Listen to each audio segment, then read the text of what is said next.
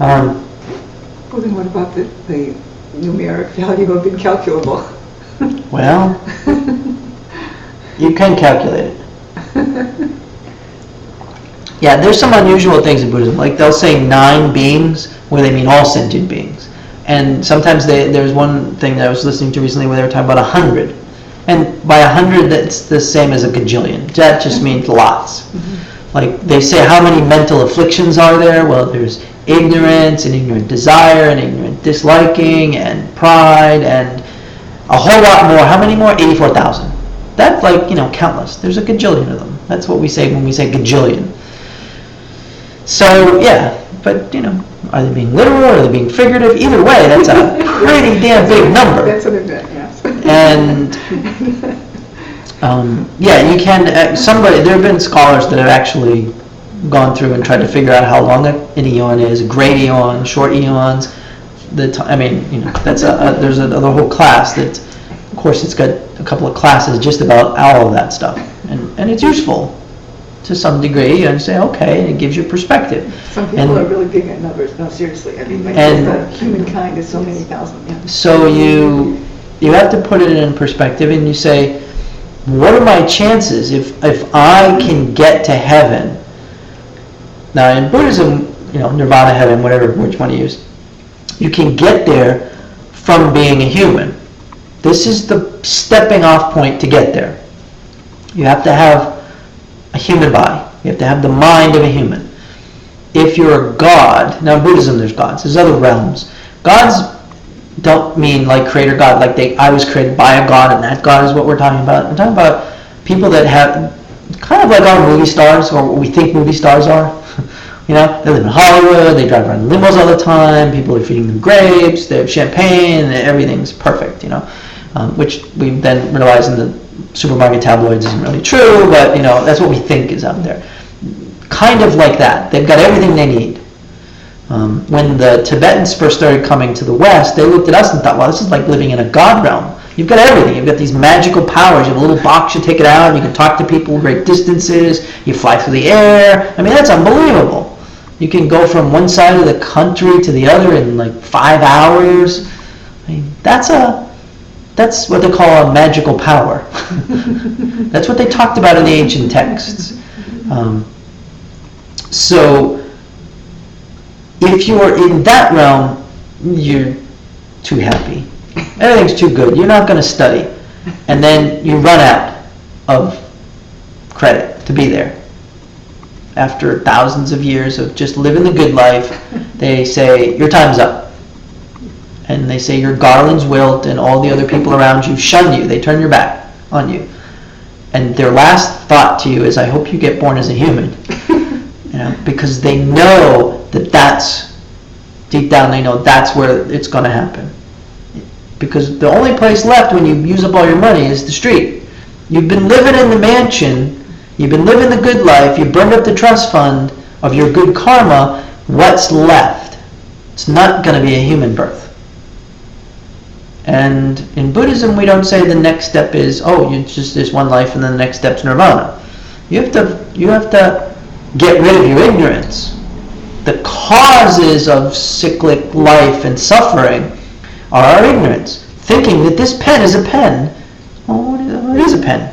Yeah, just like your angry boss is an angry boss from his own side. Your jerky spouse is a jerk from their own side. It's that kind of ignorance that causes you to yell back at them, and then you have planted the seeds to have someone yell at you again, and around you go. And so it's our misunderstanding that causes that. So we've got the good life. We have a human birth.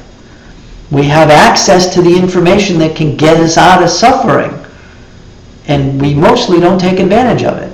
So you got to ask yourself, someone asked the Buddha, said, oh, Buddha, this is great. Thank you for teaching.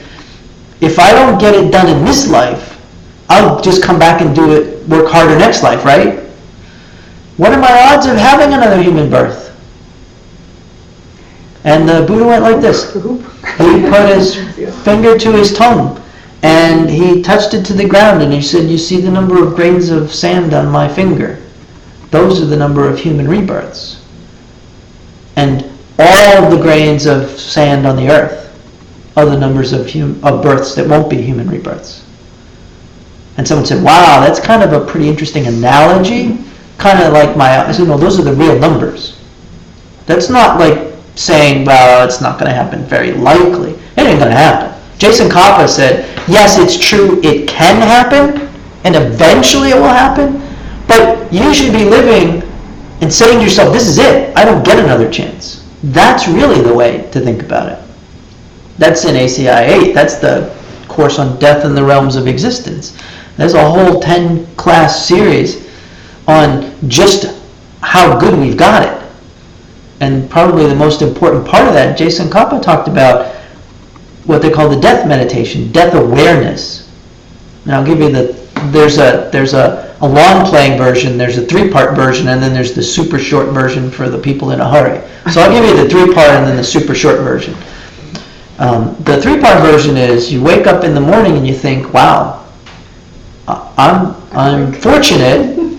I have a human rebirth. That's the leisure and fortune. Wow, I have a roof over my head. I have access to the Dharma. I am not being bombed. I'm not living in a desert with no food and water. This is pretty good. And by the way, this is a limited time offer. Is it true that I will die? You ask yourself that. Is it true I will die? You make it personal. Say, is it true I will die? And you go, well, yeah, of course I know that.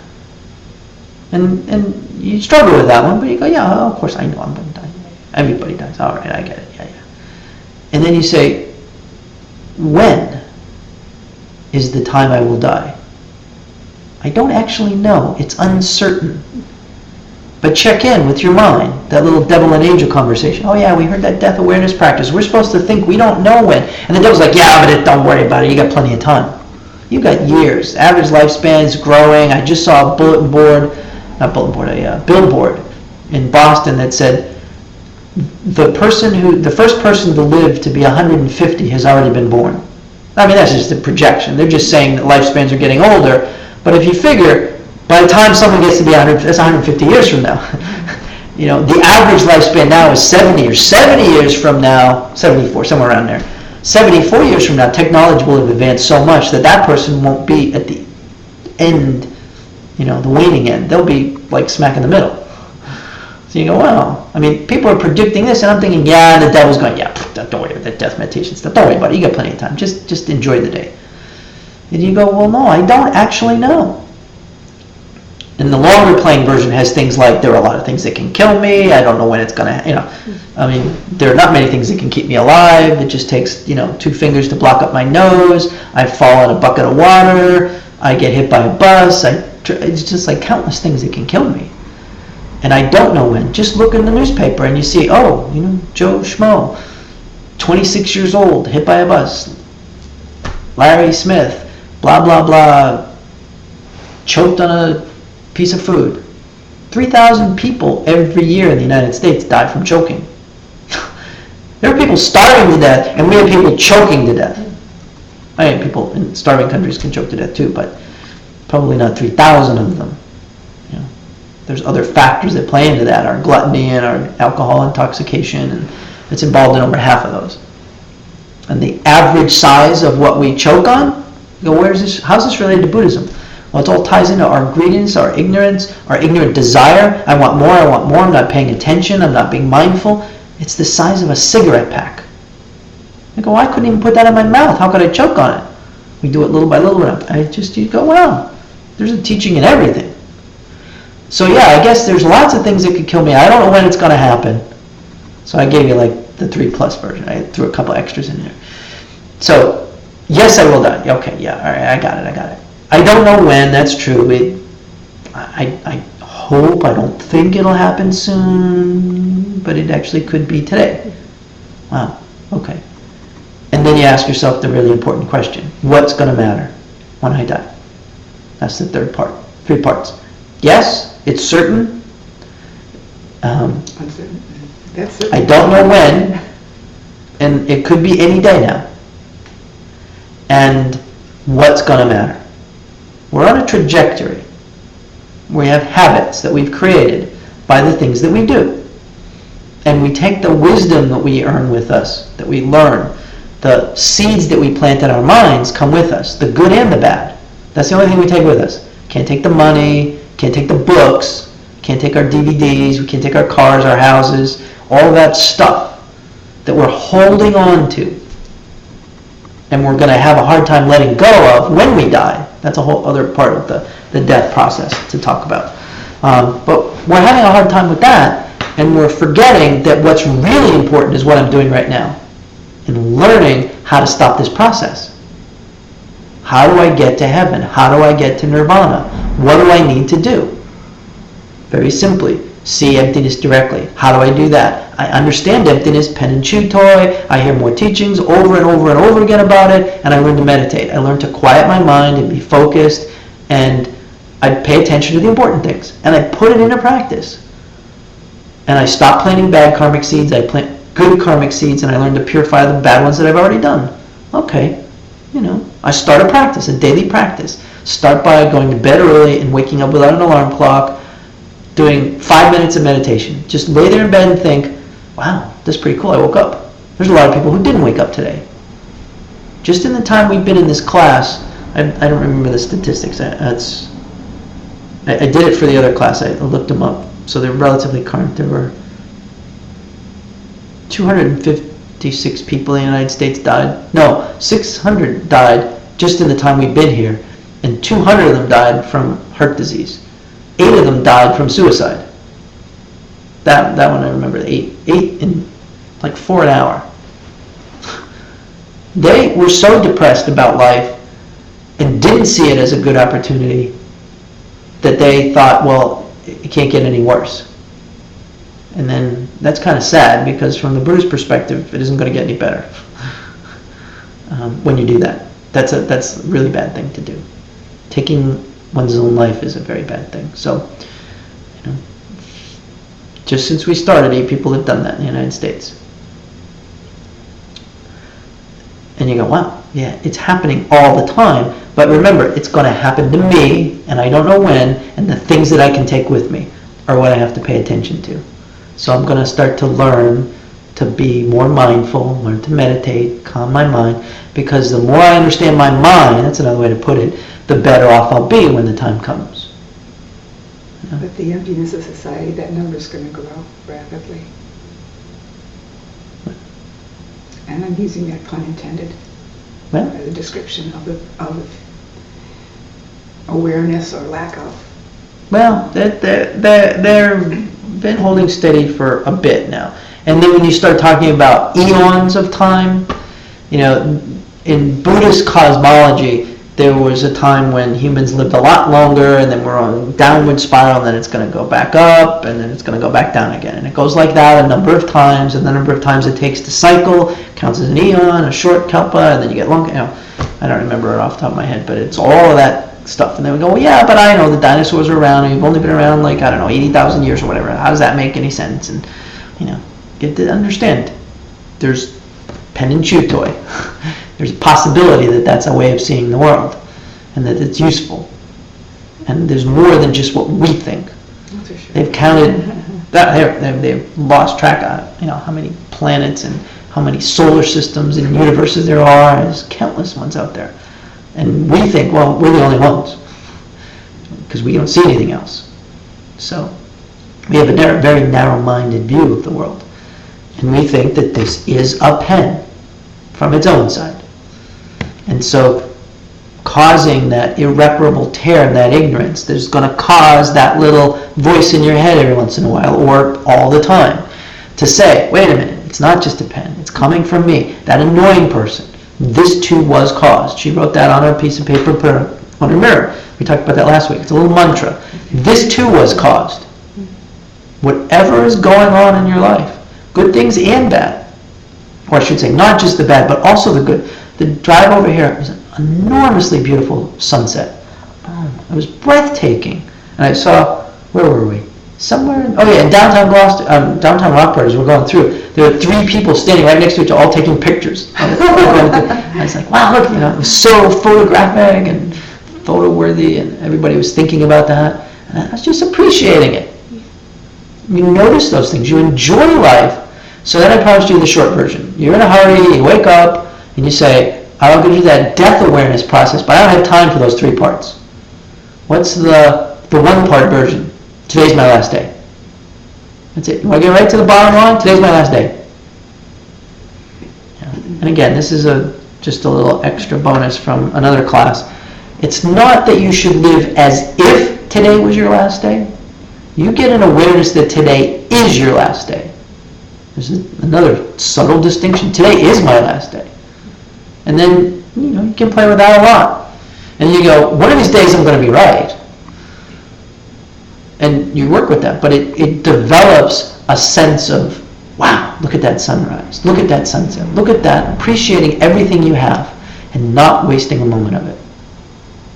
If today's your last day, you don't have time to argue about stupid stuff.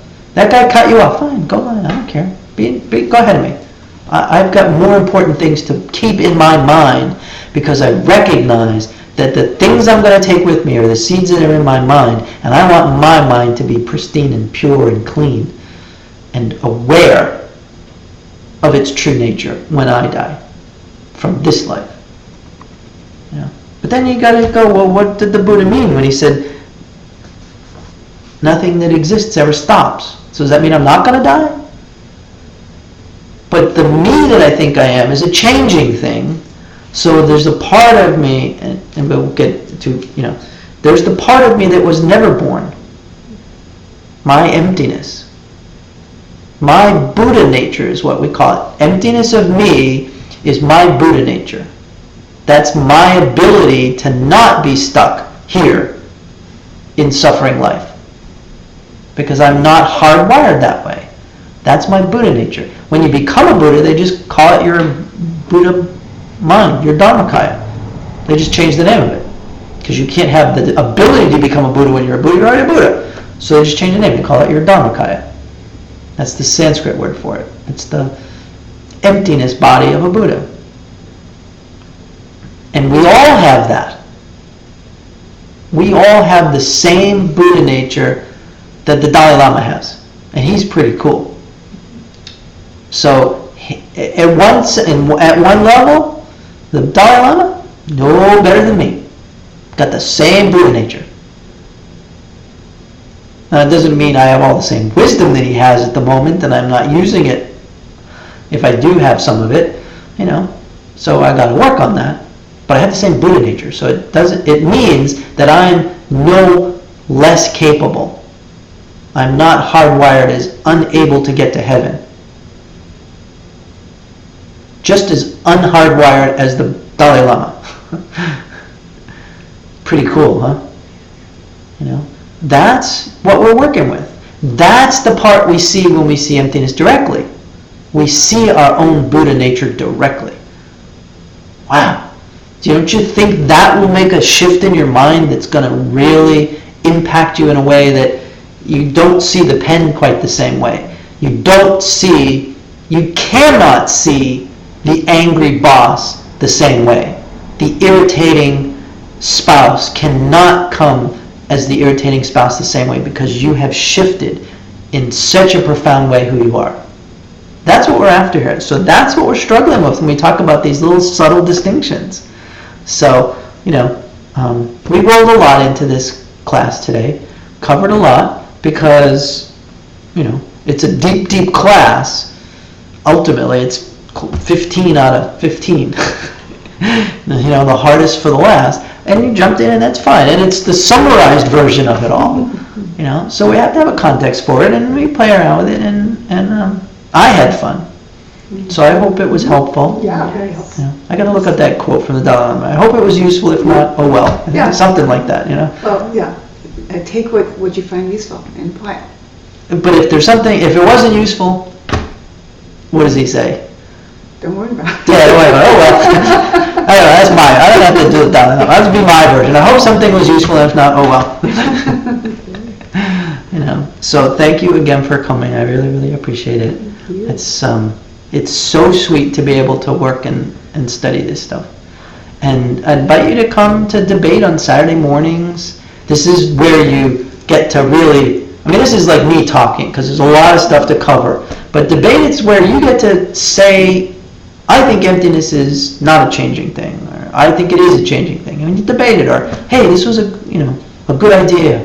I think the Buddha meant this, or whatever you want to argue about, debate about, and you work with it. And there's a form for it, and it's the process of taking the stuff, going, what does this mean? What does this mean? Debate it, work it through, chew on it, and cook it. Or as Geshe Michael's teacher Ken Rinpoche would say, cook it. Go home, cook it. You cook it. So thank you. Imagine that the goodness of what you've done, that what you have done has gathered some goodness in your mind, has collected and created some merit, we'll call it. And then imagine that you could take that and just give it away. See it like a white light that just comes out and bathes all of Cape Ann.